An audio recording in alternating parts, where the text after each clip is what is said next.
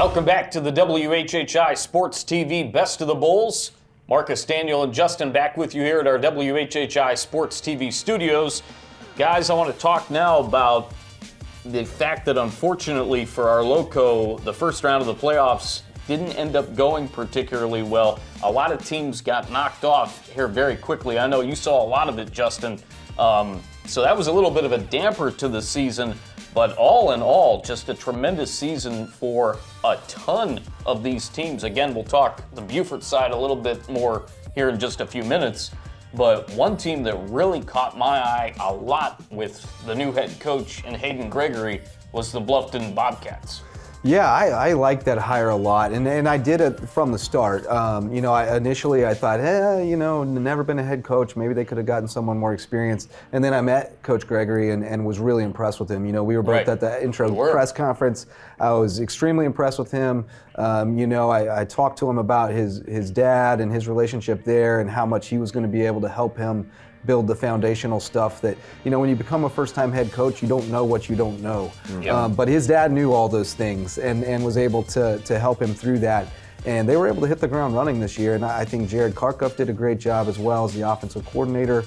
They developed Max into a better passer this year. They had a ton of weapons. They lit a fire under Jalen Linder, and we got to see the beast that he could be come out. And so I'm really excited about the future of that program. I think Hayden is going to do a terrific job there. Makes you wonder sometimes if you combined the athletes at Bluffton and May River. Oh gosh, what kind of monster you'd have. I mean, you'd have the largest 5A school in the state. Yeah, so they would disband it. And that's why they do it the way they do it, right? Yeah. That's why there are two schools. So forget about that. But boy, I'd like to fantasize a little bit about it, man. Boy, that would be fun. It would be something else because they had some dudes at May River. Jaden Jones, just a phenomenal two-way player. I would have liked to have actually seen him be on the field a little bit more because I think he had the endurance to play both ways a little more. And maybe if they got deeper into the playoffs, he would have. Darian Perry had a great year as well, an all-state guy. And then Tanner Macy, just a sophomore at quarterback, had a really good season. And so they're going to have a lot to build around there for the new coach. Yeah. Daniel, we were talking as well about Whale Branch and Battery Creek, who we got to see. And certainly Thomas Hayward was down a little bit, but still a very formidable foe.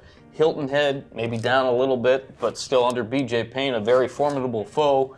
These teams really clumped themselves up to have really solid years, just grinding years for a lot of them. We talk about it so much in the broadcasts that we did that it really made for a very entertaining and very worthwhile season to cover all of those teams.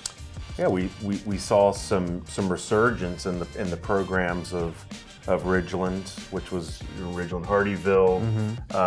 You talk about Battery Creek. They had some good wins this season. Both of those schools have new facilities or new turf fields. Beautiful facilities. Beautiful facilities. Yeah. So nice to see. CJ Frazier is over at Ridgeland. I know you remember, his legendary season. Absolutely, 2011, going to the state championship game. I think he threw 55 touchdown passes that year. He was outrageously good. Outrageously good.